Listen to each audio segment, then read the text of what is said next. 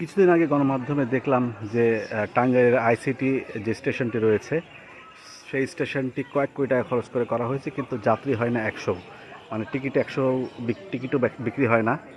সেখানে এই স্টেশনটিকে দেখছেন একদম জরাজীর্ণ, অথচ খুবই গুরুত্বপূর্ণ একটি স্টেশন আব্দুলপুর জংশন। যেমন পুরনো তেমনই কিন্তু চাহিদা সম্পন্ন। আপনার দুটি লাইন এখান দিয়ে চলে গেছে, একটা গেছে রাজশাহী চাপাইয়ের দিকে আর একটা গেছে নাটোর সান্তাহারের দিকে।